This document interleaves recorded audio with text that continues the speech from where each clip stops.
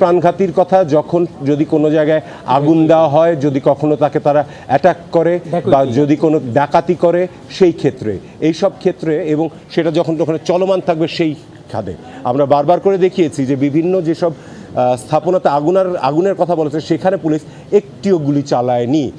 গুলি চালিয়েছে যেখানে শান্তিপূর্ণভাবে মিছিল হচ্ছিল, যেখানে ছেলেরা সমাবেশ করছিল। এক দফা আন্দোলনের বিষয় এটা রাজনৈতিক ব্যাপার, আদালতেরও কিছু করার নেই, আমরা ওই বিষয়ে কোনো কথা বলছি না। আমরা এখানেও নেই।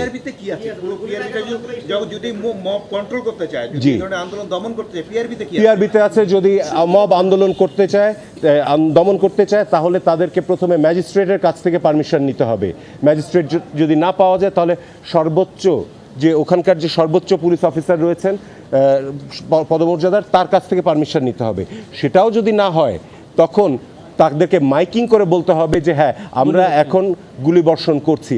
তারপরেও রয়েছে যদি গুলিবর্ষণও করতে হয় তাহলে এমনভাবে করবে যাতে সর্বনিম্ন ক্ষতি হয়, অর্থাৎ তাদেরকে ডাইরেক্ট তাক করে না।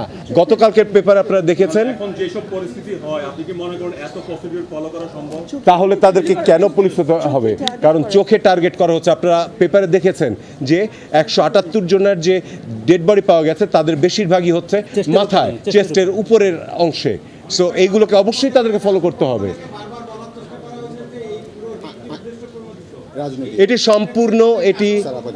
এটি সম্পূর্ণ ভুল একটি কথা।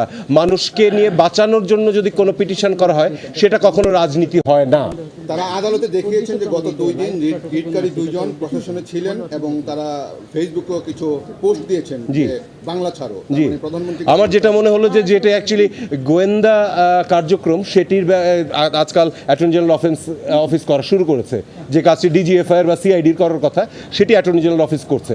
আর একজনের ব্যক্তি স্বাধীনতা রয়েছে, তিনি যে কোনো কিছুতে বিশ্বাস করে সেটা বলতে পারেন, রাইট? এখন কি আমাদের কি সেই রাইটও নাই যে আমরা আমাদের মানুষ নিজেদের কথা বলতে পারবো না? অ্যাটর্নি জেনারেল ওখানে দাঁড়িয়ে আজকে দেশের অ্যাটর্নি জেনারেল হিসেবে না, তিনি একজন রাজনৈতিক নেতার